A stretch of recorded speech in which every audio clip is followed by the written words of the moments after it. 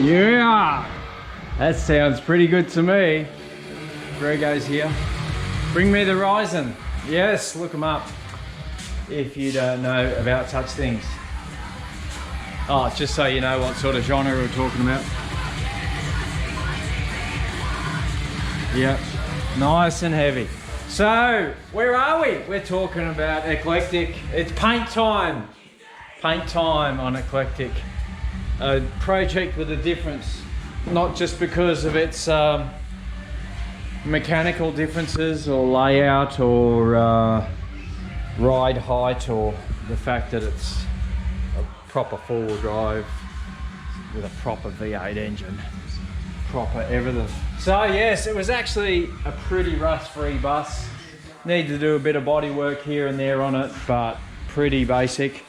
We're not going bonkers like we do on some of the normal jobs where you're trying to make them super flat, smooth, mirror finish.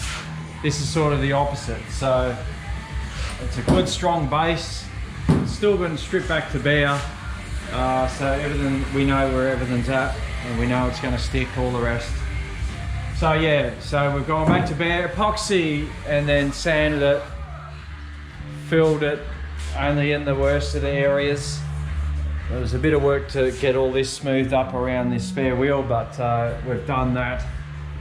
And that's looking pretty good now. You know, you're not going to see this back part. Obviously there's going to be a wheel in there, so there's no point in going bonkers there. So yeah, full army camo job. So that's the difference. It's going to be a flat finish or a matte finish with no shine. So we're going to start with the green, the dark sort of army style green in this product. So that's the stuff there.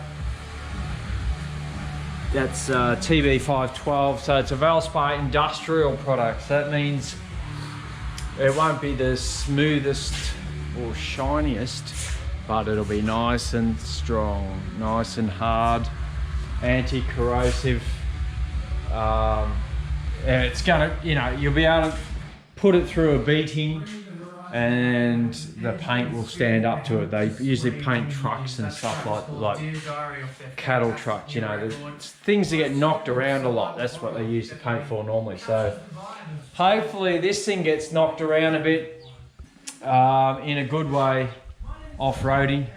So yeah, so we're just getting some paint on now, and we're going to put the green over the whole car, and then tomorrow we'll put the other two colours on, which means like a lot of back masking and stuff like that, and just to make a few patterns and shapes over the green, you know, and it has to be random. So that's the aim of Australian army style camouflage. So that's where we're going.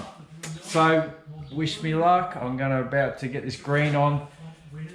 Just pardon me, just giving it a rather bit of 320 on around the edges, and then with the DA I got some 240 on there. Normally we finish off to 500 or finer if we're putting a shiny paint on, but with this paint, because of the matte finish and the type of what we're aiming for, the type of vehicle it is and the prep that's gone into it, then I think 240 will be absolutely fine, because this product is just gonna look the same regardless of how you sand it. So mainly just sanding it really just to make sure that it adheres pretty well to the epoxy, and that's about it. So we've got our over fenders done there. So yeah, that's another thing too. We're gonna have green over the whole thing, including the inside of the opening panels.